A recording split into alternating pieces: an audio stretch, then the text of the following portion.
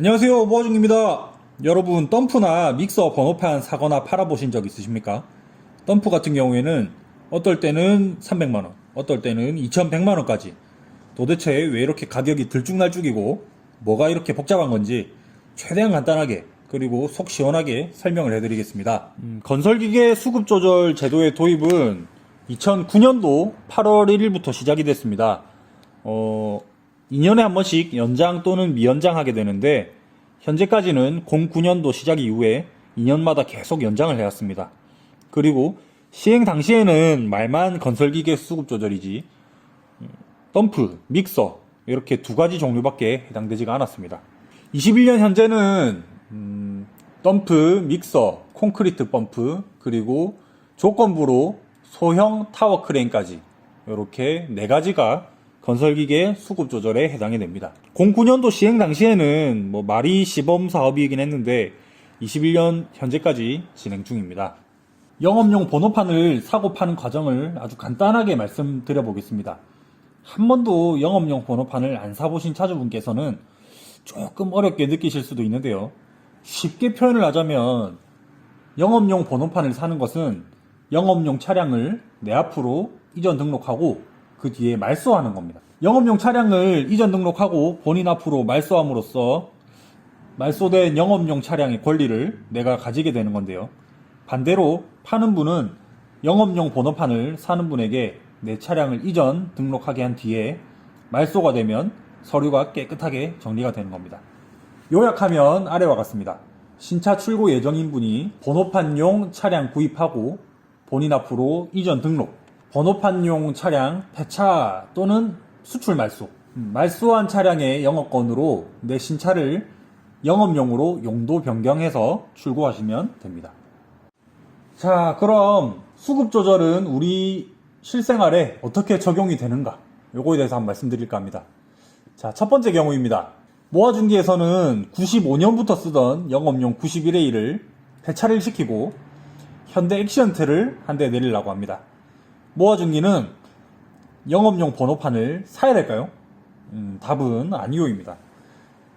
영업용이었던 91A를 모아중기 앞으로 말소를 시키고 모아중기는 차를 폐차시켰지만 영업용 TO를 지금 한 대 보관을 하고 있죠. 그럼 이 영업용 TO를 근거로 이렇게 새로 출고하는 액시언트를 영업용으로 만들 수가 있습니다. 그러니 모아중기는 영업용 번호판을 살 필요가 없습니다. 자, 두 번째 경우입니다. 진순의 산업개발에서는 왼쪽에 있는 그림 같은 영업용 대우 차세대를 한 대 갖고 있습니다. 그런데 진순의 산업개발 이 사장님이 도저히 이 차는 폐차하기가 아까워서 이 차를 중고로 팔고 대우 프리마를 신차로 한 대 내려야겠다라고 말을 합니다. 이 경우에는 영업용 번호판을 사야 될까요? 답은 예입니다.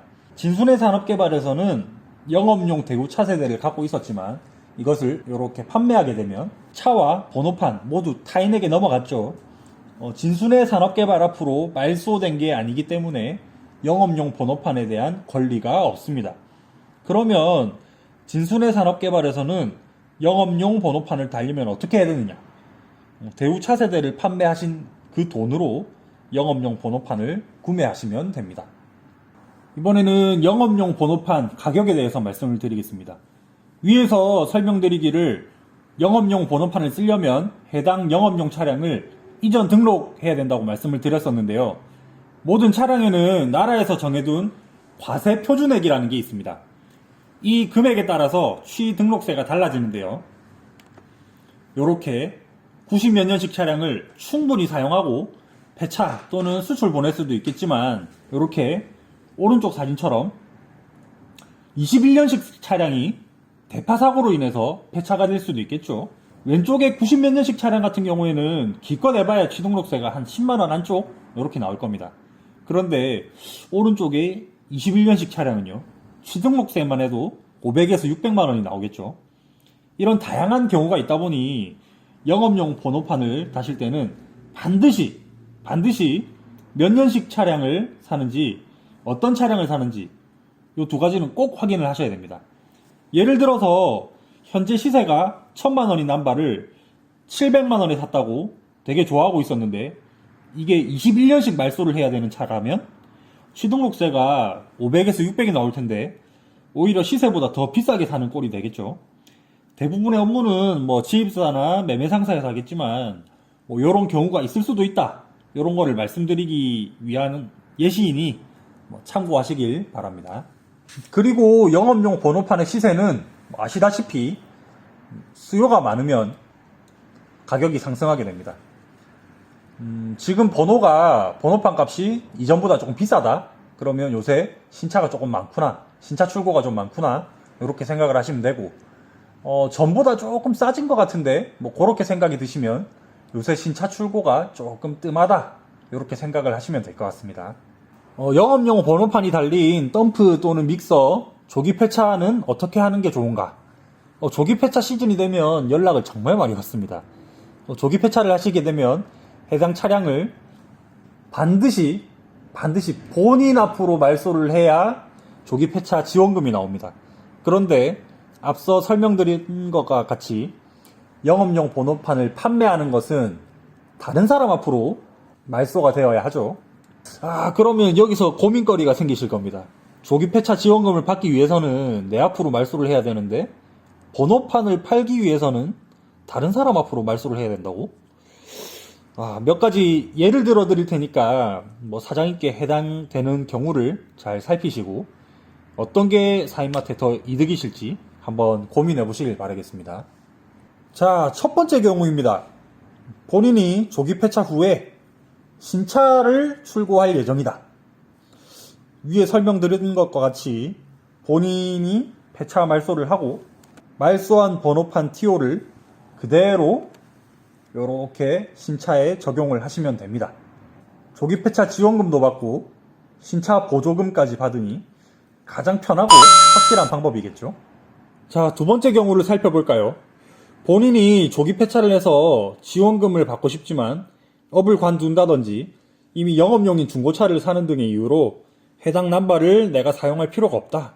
뭐 그런 경우의 예시를 들어보겠습니다. 지금 모아중기는 91A의 영업용 번호판을 한 대 갖고 있죠. 이 차를 조기 폐차를 시키고 남바만 남았습니다.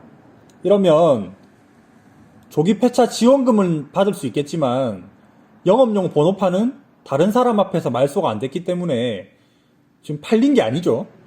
그럼 이 경우에는 번호판을 팔 수가 없는 것이냐? 아닙니다. 자가용인 요 380 보이십니까? 요 자가용인 380을 모아중기 앞으로 이전을 합니다.